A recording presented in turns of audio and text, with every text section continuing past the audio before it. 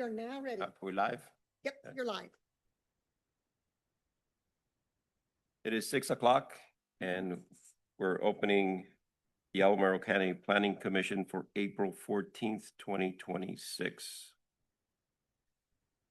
As usual, the public can access and participate in the meeting through information posted in the Albemarle County website, specifically on the Planning Commission homepage and the Albemarle County. During the meeting, there will be opportunities for the public to comment on specific agenda items where input is invited. We'd like to call the meeting to order, Madam Clerk. Yes. Can you get a quorum, please? Yes, Mr. Murray, Here. Mr. Claiborne, Here. Mr. Carazana, Here. Ms. Firehawk. Here. Ms. King, Here. Ms. Brown. Here. Thank you. Mr. Moore is not here today. Thank you. And we do have a quorum, and I'd like to welcome our new member, Catherine Brown. Welcome to the Planning Commission. Hopefully we'll have a short meeting for you today. I've been told, I've been told that. Okay. So for the, where's our, oh yes. If there's anybody from the public that would like to speak to matters that are not on the agenda, we are now call you up. Seeing none, I don't have anyone online either. thank you. And now the consent agenda. Is there anyone that would like to pull an item for the consent agenda, or do we have a motion? Motion to accept the consent agenda as presented. Second. Madam Clerk, can we take the roll? Yes, Ms. Brown. You can abstain because you weren't here. Yeah. Ms. King, Aye. Ms. Firehawk. Aye. Mr. Carazana, Aye. Mr. Claiborne, Aye. Mr. Murray. Aye. Thank you. Okay, and then moving on to our first item, TA 2026000001, fill regulations. I understand that staff would like to request an indefinite referral. Correct. Okay, we will need a motion to accept the deferral. So moved. Second. Madam Clerk? Okay. Ms. Brown. Say aye. Aye. Yeah, Aye. Ms. King, Aye. Ms. Firehawk, Aye. Mr. Carazana, Aye. Mr. Claiborne, Aye. Mr. Murray. Aye. Thank you. Okay. We'll move on to public hearing. SP 2025000005, Crozet Fellowship Church. Can we get the staff report, please?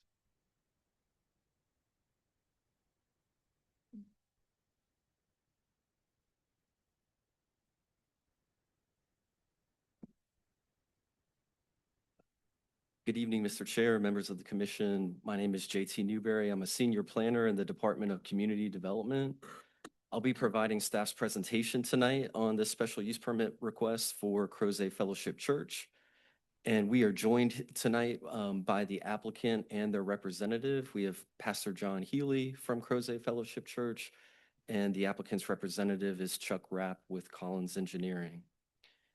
As you can see on the area map here on our title slide, this proposal is located just west of the I-64 Route 250 interchange in Crozet. So this proposal is comprised of 3 separate parcels that total approximately 16 2/3 acres. They are located in the rural areas zoning district, as well as the rural areas section of the comprehensive plan. The property has had some type of non-residential use since the 1970s. In 1973, the site obtained a special use permit for a country store, and then later it converted to a religious assembly use. That special use permit was approved in 2003 for a religious assembly use of up to 93 seats.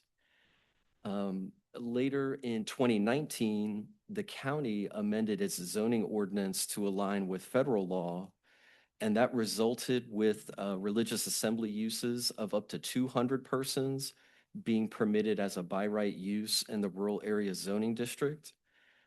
And Crozet Fellowship Church purchased this property in 2024 and has continued to grow its congregation there since that time. And its growth is beginning to approach that 200 by right limit. And so they are now seeking a special use permit to allow a religious assembly use of up to 400 persons, construct a new sanctuary building, expand the existing parking area, and provide new stormwater management facilities. And this image on the slide is taken from the applicant's narrative.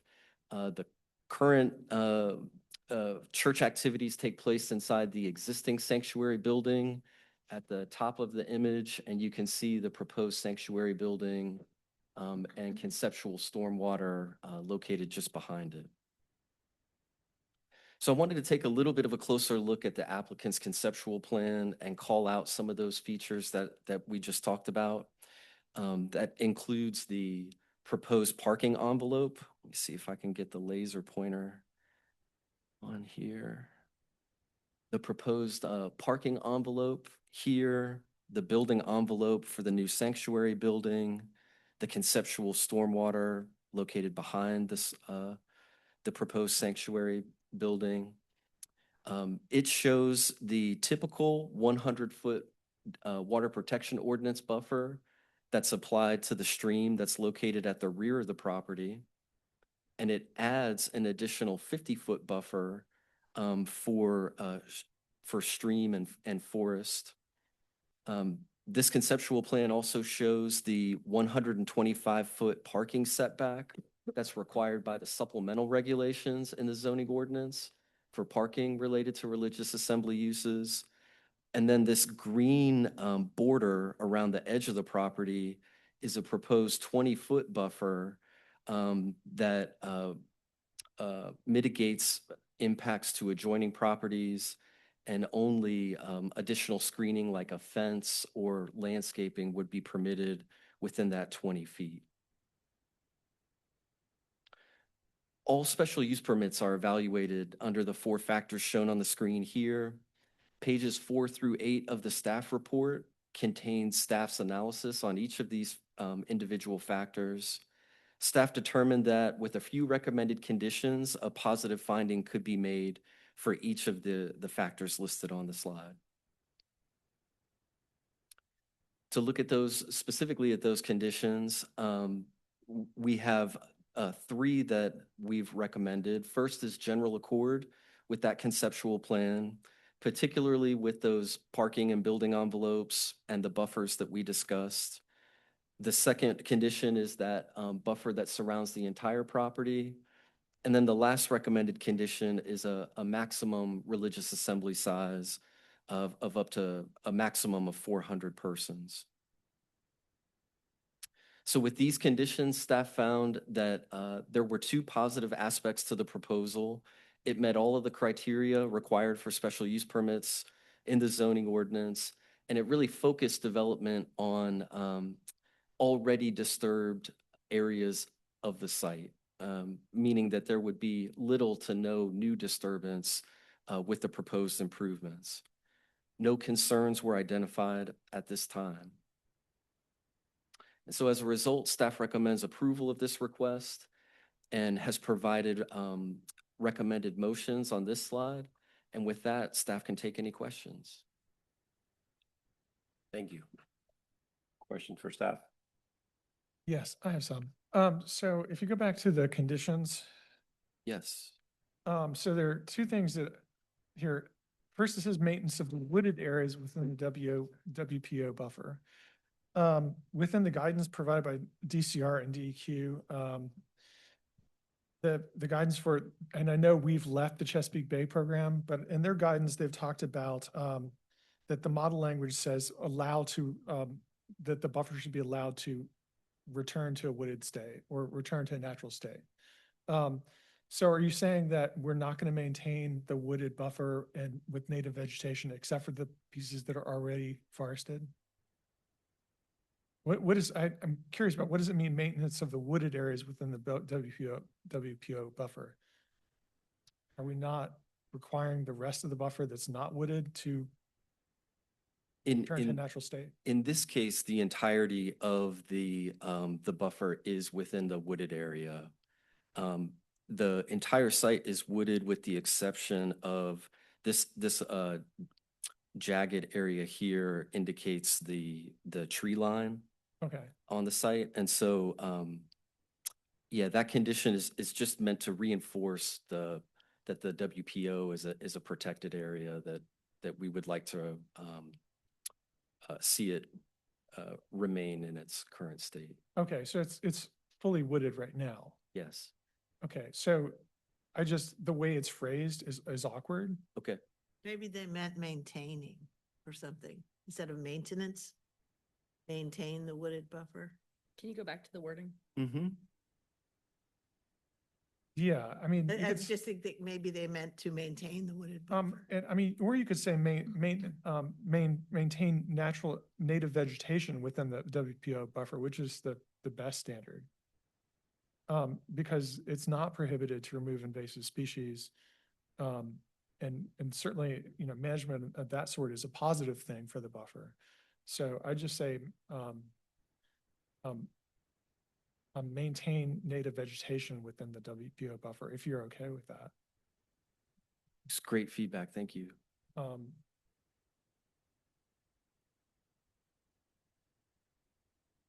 That was my only question. Commissioner Claiborne? Thank you, Mr. Chairman. Just have one question, and it's more procedural. So if the church decided in the future to establish a school, that would have to come back before the body to revise the SUP, is that correct? Yes. Okay, thank you. I don't have any questions. I thought it was a very clear proposal. King? I guess my only question would be sort of a follow-up to Commissioner Murray's question, which is just that does the wording of maintenance imply non-disturbance? And is that what we mean? Yeah, that's part of the thing I've found Yeah. confusing, the way it was phrased. Yeah. So the zoning administrator would be the one that would ultimately make the call on how we interpret that word maintenance along with the county attorney's office. But I think this particular condition was meant to mirror ones that we've used previously to maintain good stewardship of the buffer. But we can take a second look at the particular language and make sure that we're not unintentionally conveying something different than that intent. Thank you. I have one question, and this is really just clarification because I'm not sure. You mentioned that non-disturbance of the wooded areas or preservation means invasives can be removed as part of maintenance? Correct. So as part of the current water protection ordinance that we Yeah. have, it does allow for maintenance of removal of invasive species. Yeah. So it Um, might be good to clarify preserving native vegetation or woodlands versus maintenance of the existing vegetation. Yeah, It I might mean, take in a this- little bit of wordsmithing. Yeah, and in this case, since it's entirely wooded, we don't need to be, it makes it a little simpler, but there are other sites where you may have a native grassland instead and not trees. And a native riparian grasslands are also worthy of protection. We shouldn't require those to be trees. The important thing that is vegetation is native, not that it's grass or tree or shrub.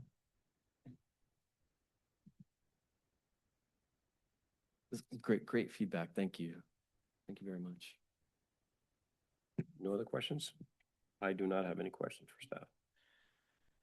like to invite the applicant. You have a presentation. Remember, you have 10 minutes and you'll go to yellow when you have 5 minutes.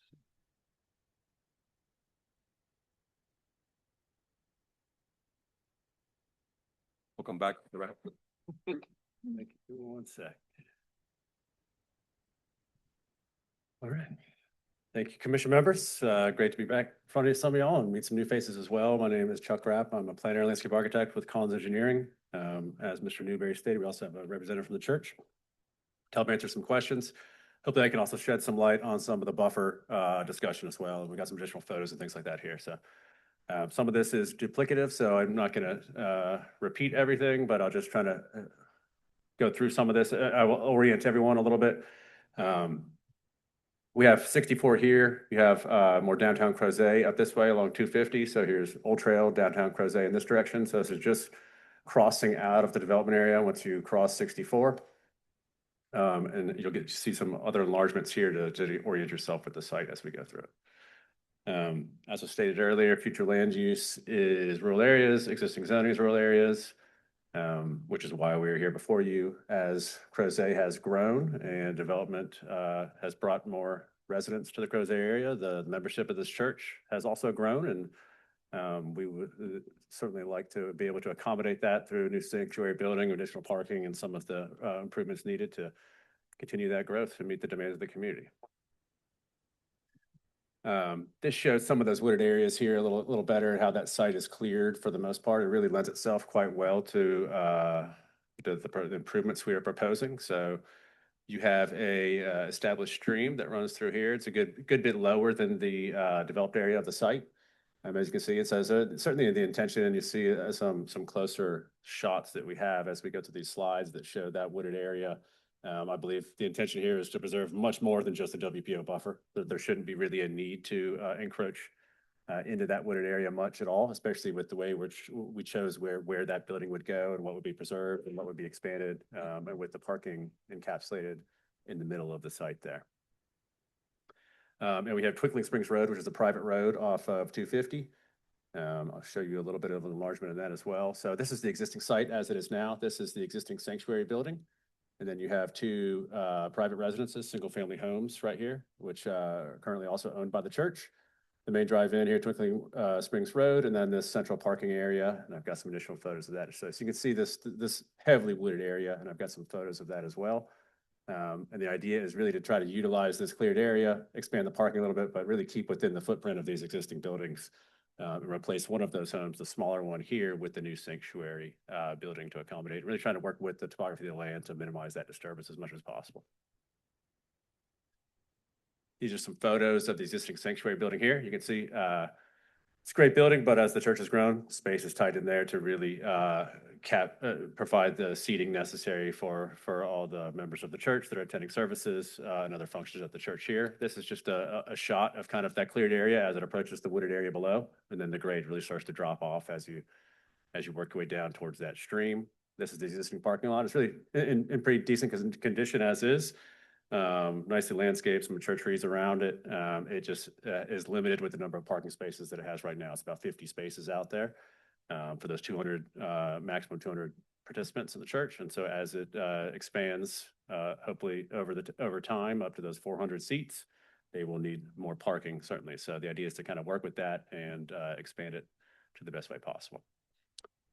One of the things we've talked about a lot is traffic out there and wanting to minimize that.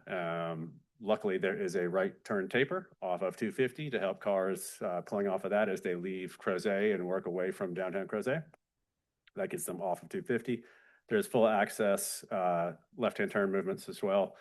But again, there's no major proposals. There's no school here. There's no daycare, things like that being proposed. So really, it's the same operations the church currently has. It'll just be more attendees to their Sunday services and off-peak hours on the weekends there. So really not expecting any increase in traffic during any of those peak travel times with folks heading into Crozet or anything like that. As Mr. Newberry pointed out, this is more of a technical kind of plan that does show that buffer. It shows the additional 50 feet, which we have offered up. And I do believe we would certainly preserve much more of that. I really see not any reason to encroach into that as needed. The idea here is really a one-story building on a pad site where that existing single-family home is. It's already predominantly flat out there. And it should accommodate a future building well as the parking area. Again, it's cleared, it's flat, it's already graded for a parking lot. So it's really just kind of maximizing that footprint to accommodate folks that will be attending that services there.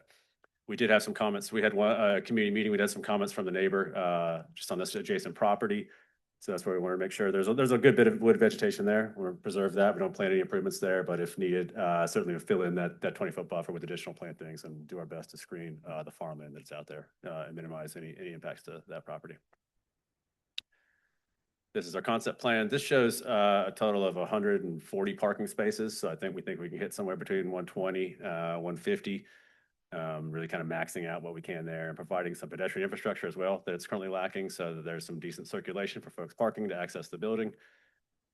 In terms of stormwater, I did show this particular area here, but I think what we also do ideally would be some kind of a bioretention in the middle of the parking lot, something we've been using a lot on these type of smaller projects. Also helps really capture that and filter it naturally. So the idea here would be to drain things to a central basin here and then have an outfall that does project it down to a lower basin as well before it is released down to the stream naturally there. So water would be treated, water would be captured and released in quantity equal or less than post-development of this whole area to meet the county's WPO ordinance as required. It will be, for the most part, the existing line with Twinkling Springs Road works pretty well with everything, so we try to keep that so that we wouldn't disturb some of the other users along that road. There are a few other residences as you work your way out there. And this shows that new, maybe up to 10,000 square feet. That is a one-story building. There's already existing well out there.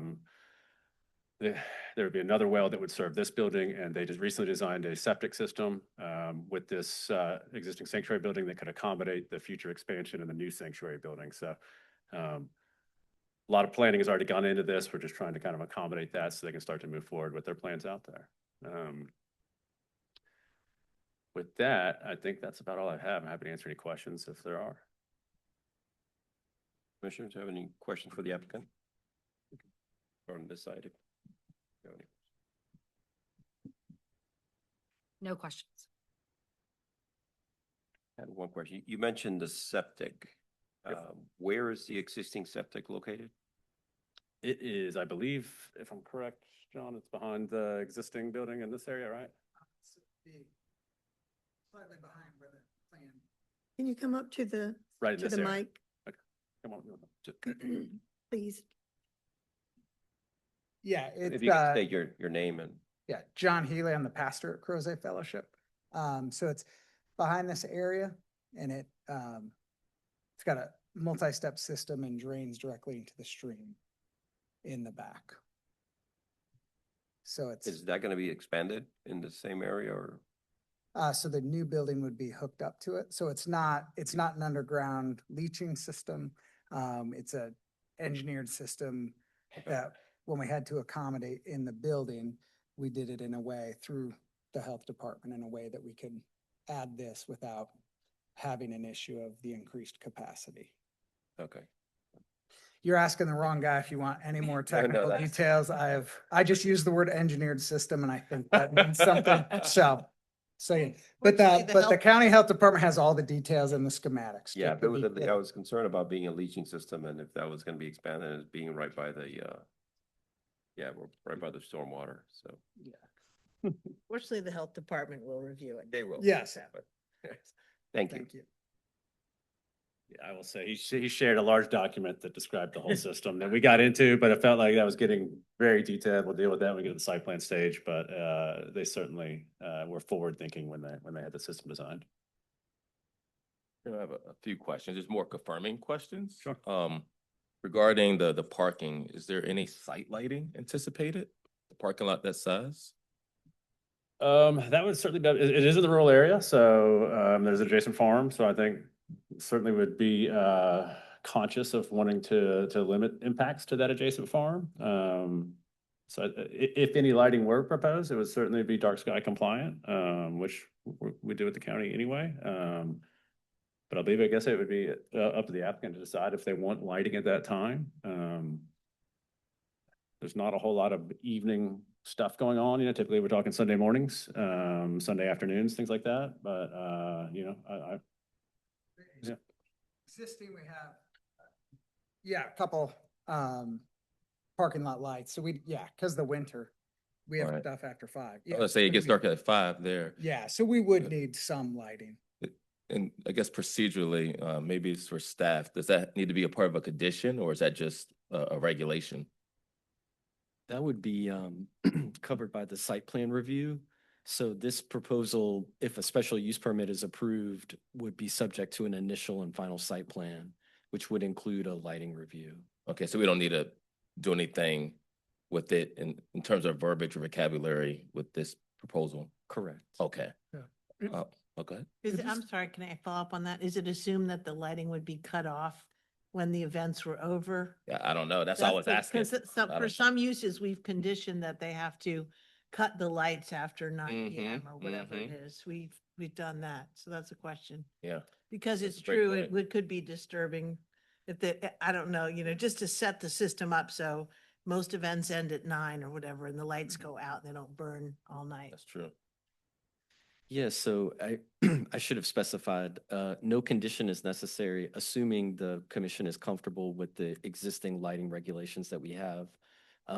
So currently, there's no part of the lighting ordinance that requires them to be turned off at any certain time. It is required that they be full cutoff.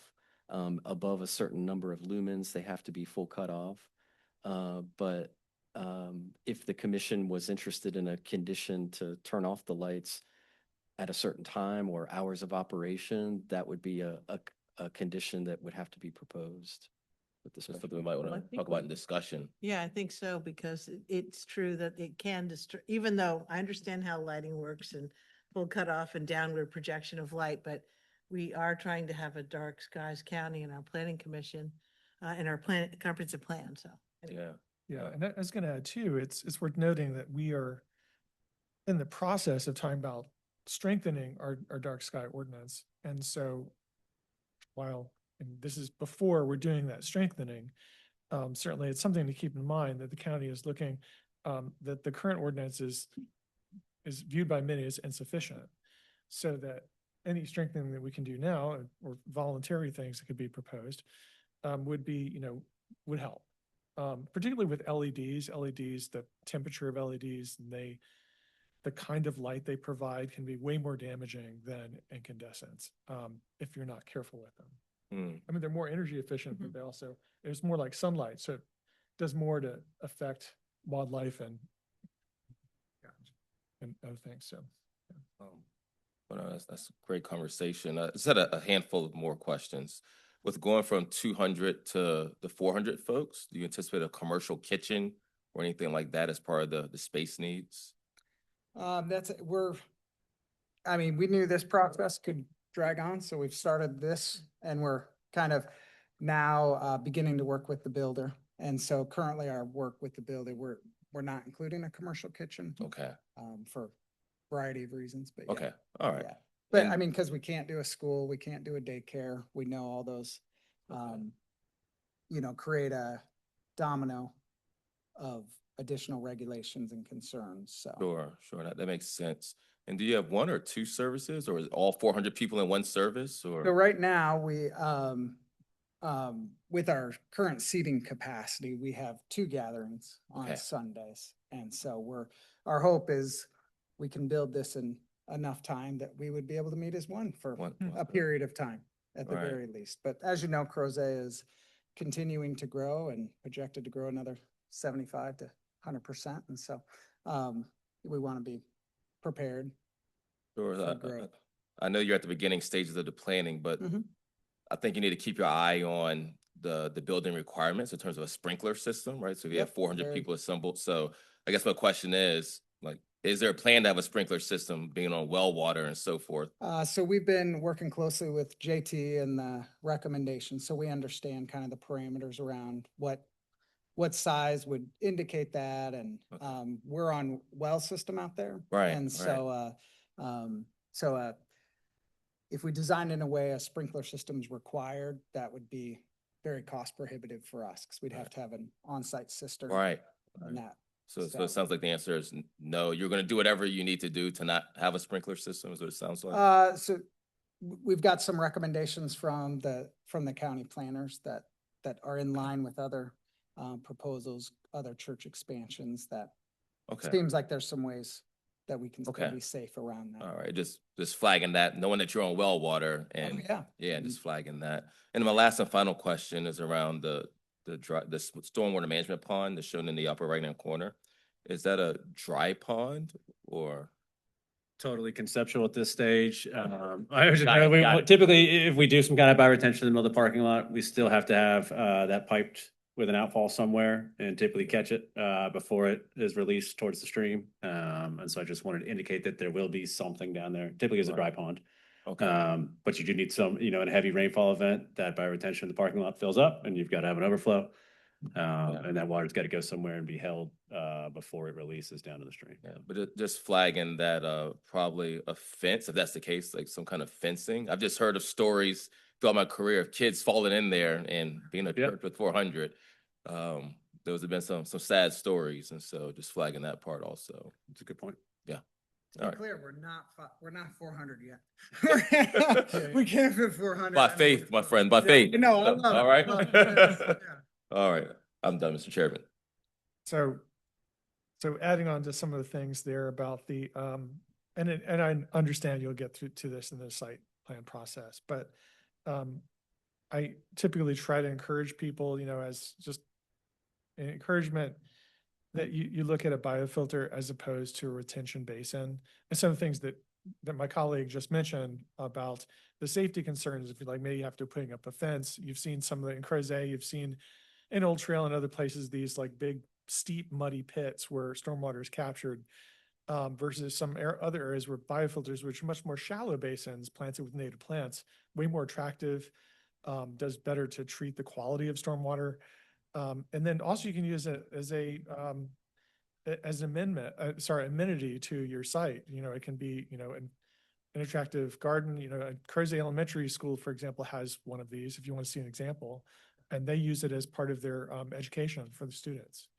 So I think that there's just a general suggestion, not a requirement, but something you might want to think about. And also just want to really praise you for the idea of making that area within the parking lot to capture that stormwater, because that's one of the things that really frustrates me is all these times when we're fencing stormwater out of the landscaped areas and parking lots, and then you have to come back and water that landscaping. It's just kind of a ridiculous thing to do.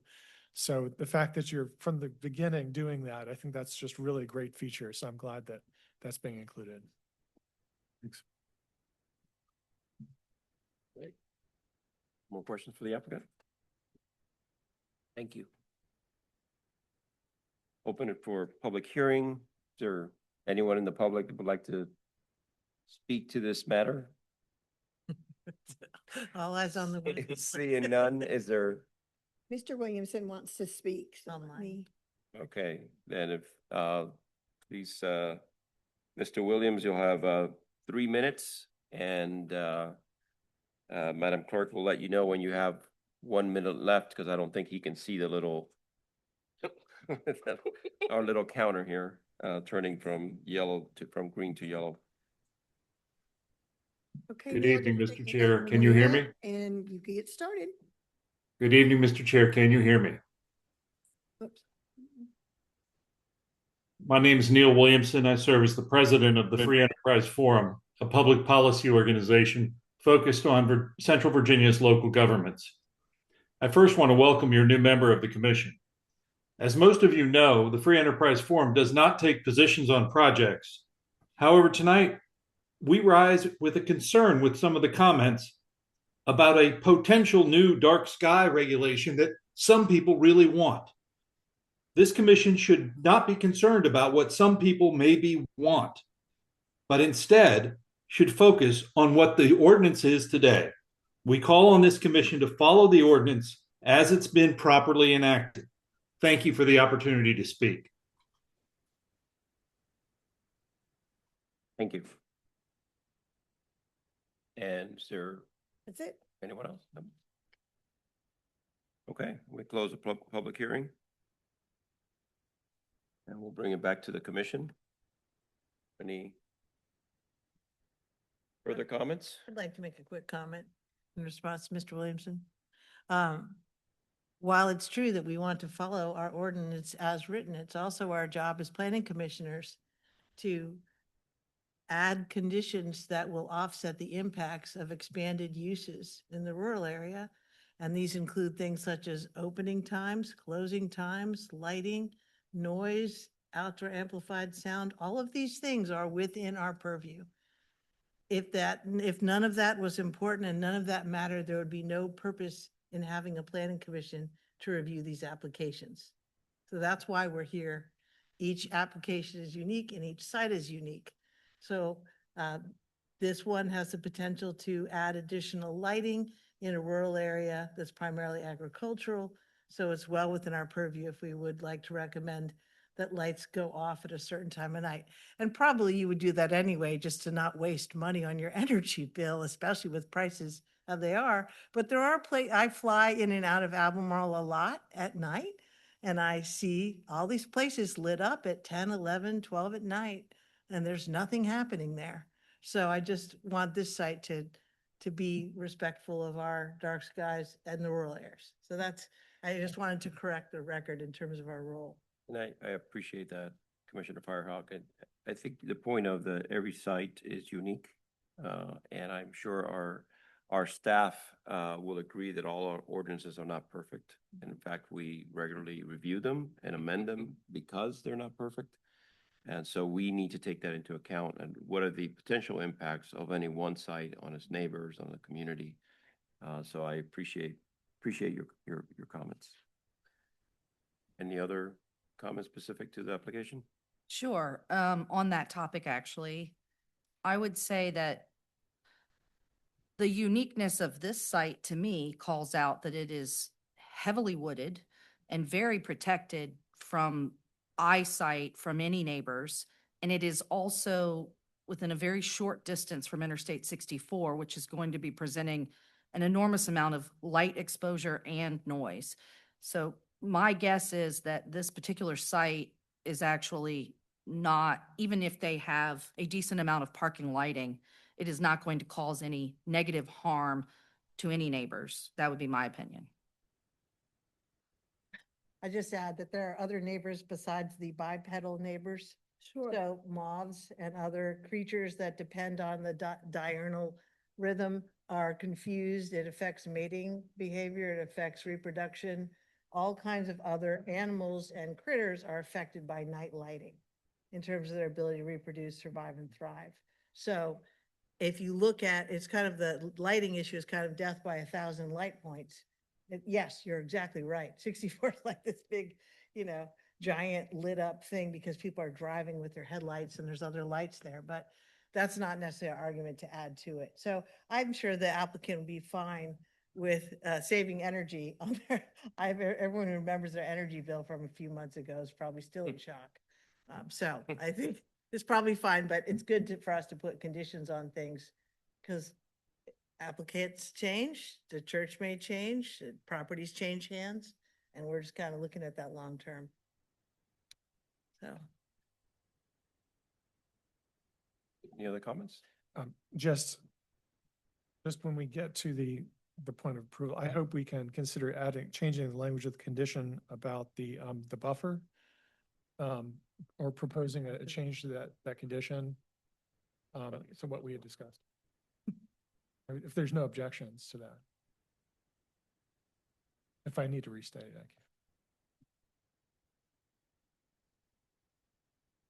can. Sorry, just to clarify there.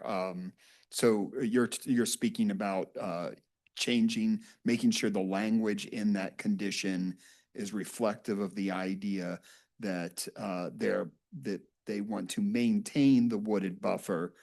I believe that we don't have to add to the condition that they're allowed to do invasive species control. That's allowed, as you mentioned. Is that the only change that you're mentioning there?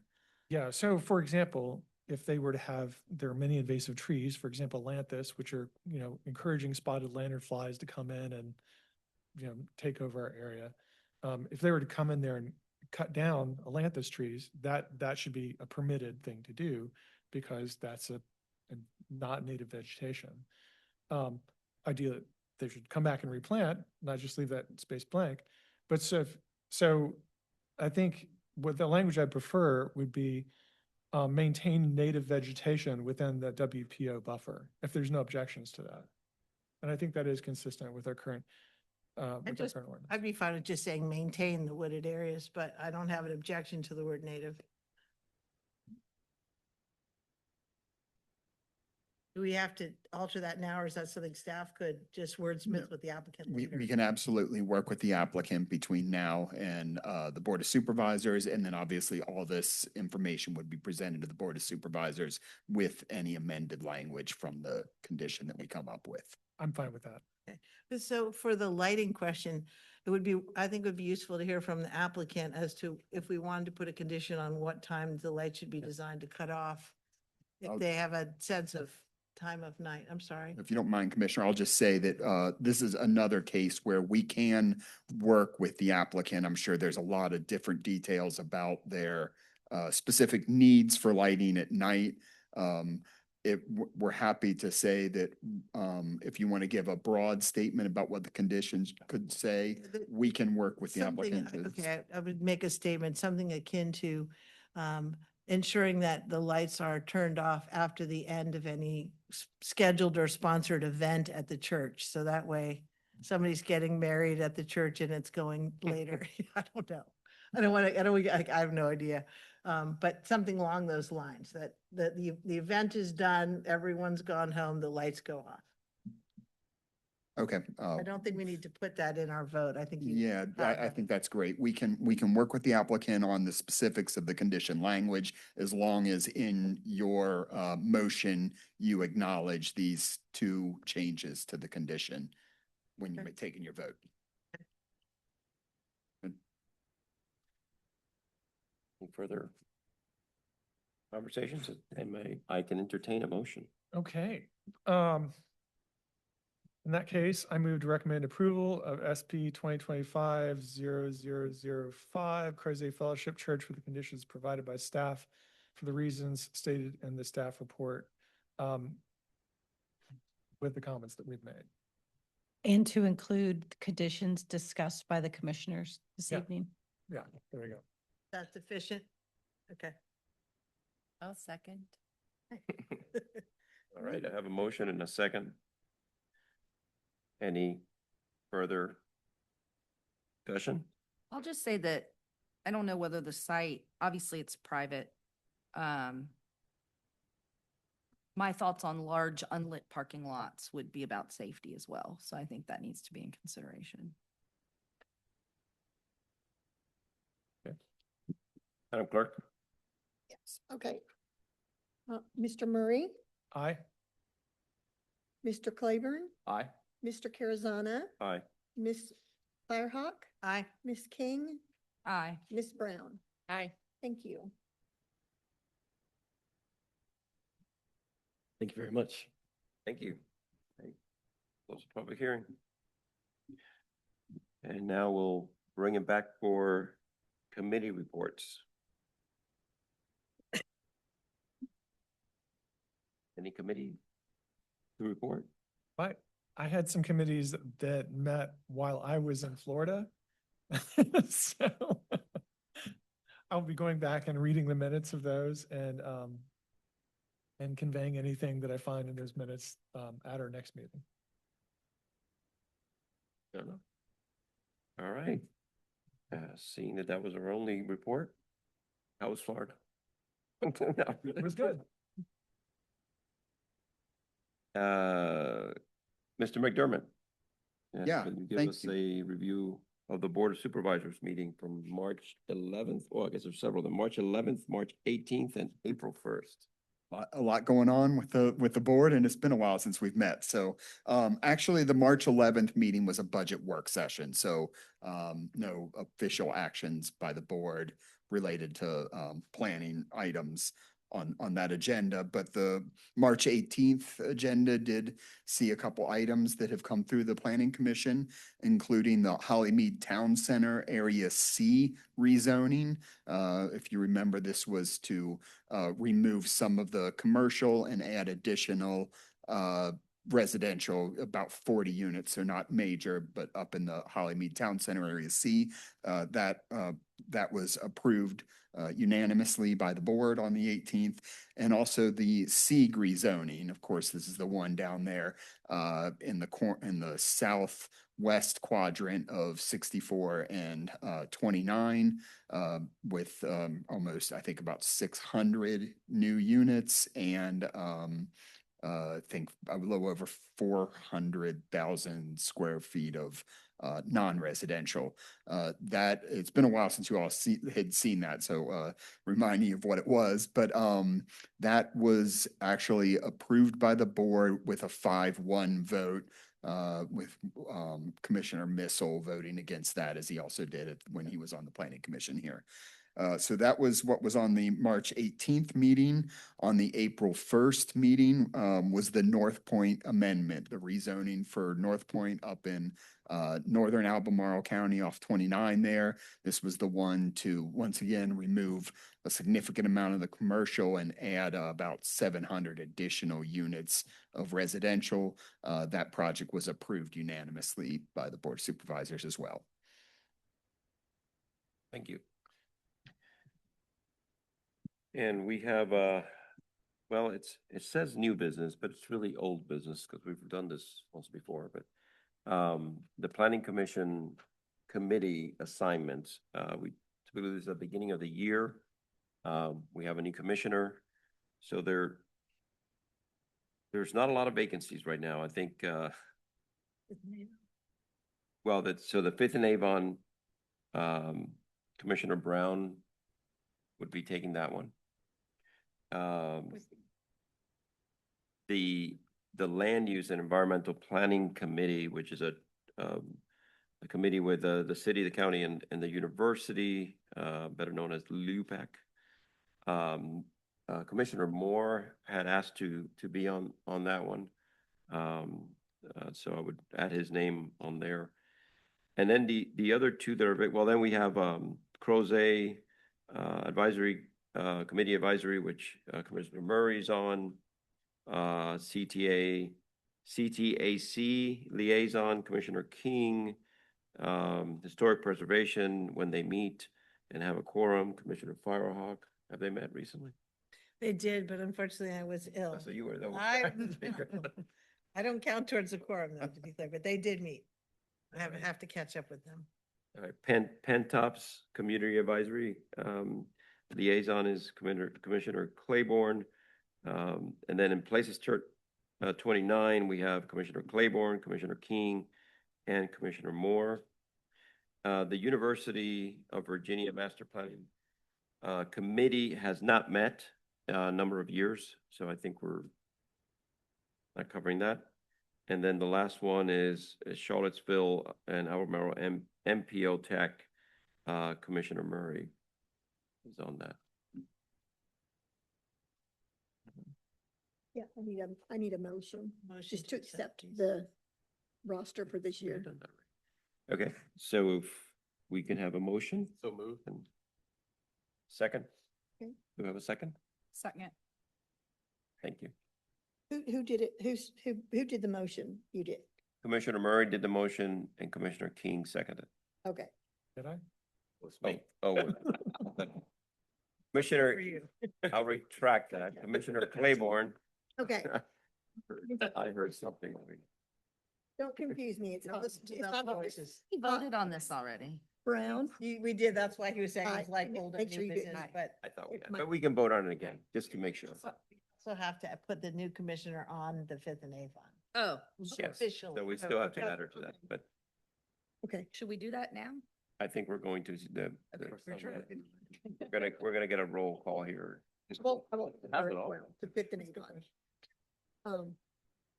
Yeah, I just need Okay, so The we're roll. ready for a vote. We're ready. Where they. Miss Brown? Aye. Miss King, Aye. Ms. Firehawk. Aye. Mr. Carazana. Aye. Mr. Claiborne. Aye. Mr. Murray. Aye. Thank you. Okay. Now we're on to old business.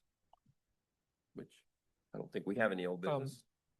The only thing I would like to mention too is I know one of the things the Board of Supervisors looked at was the secondary road improvement program for the road paving. Mhm. And I understand there was some discussion that occurred at the Board of Supervisors about taking into account pedestrian uses. I know in our comprehensive plan, we have some new language about taking, while looking at transportation improvements to take into account in the rural area, runners, walkers, and cyclists on rural roads. That is not currently part of our current policy program for the road paving. It's not one of the factors considered. I was just wondering, if you had any updates or any thoughts on that about the kind of discussions that occurred or where staff might be leaning on that. I don't have to put you on the spot. You could. No, that's okay. We have not actually dug into that. That was a discussion point during that, the work session for the secondary 6-year plan.